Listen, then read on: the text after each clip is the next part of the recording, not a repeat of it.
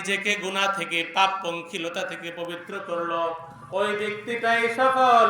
তুমি যদিও নিজেকে সফল দাবি করছো, কিন্তু না, তুমি যদি গুনাহ থেকে বাঁচতে না পারো, তোমার জীবনটা যদি গুনাহ দিয়ে সুসজ্জিত হয়, তুমি সফল না।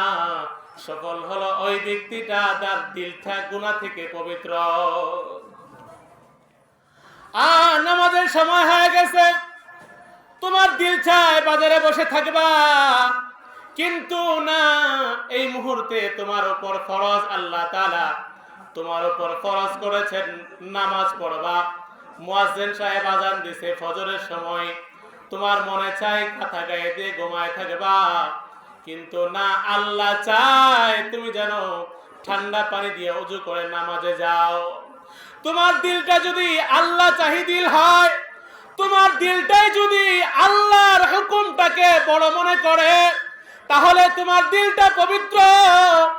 আর তোমার দিলটা যদি পবিত্র হয়ে যায়, আল্লাহ পাক রব্বুল আলামিন বলেন তোমার দিলটা পবিত্র, তাহলে আমি আল্লাহ ঘোষণা দিচ্ছি তুমি হলা সফল। আর যদি তোমার দিলে দুনিয়ার মায়া থাকে, তোমার দিলে যদি নামাজের মহাব্বত না থাকে, দ্বীনি কাজের মহাব্বত না থাকে, তাহলে ওই দিলটা পবিত্র না, তোমার ওই দিলটা নিফাকে পরিপূর্ণ।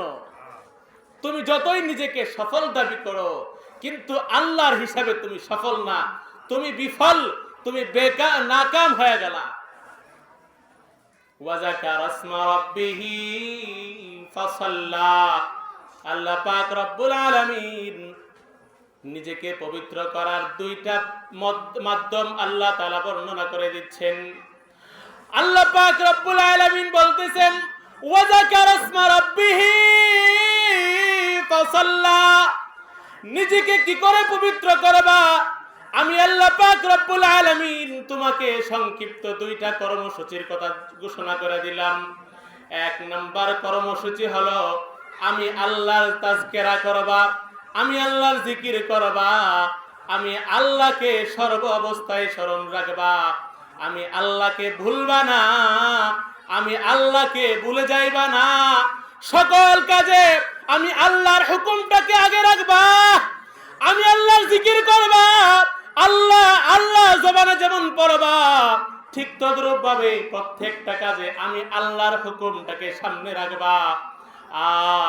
তোমার সামনে দুইটা বিষয় চলে আসছে, একটা হালাল, একটা হারাম।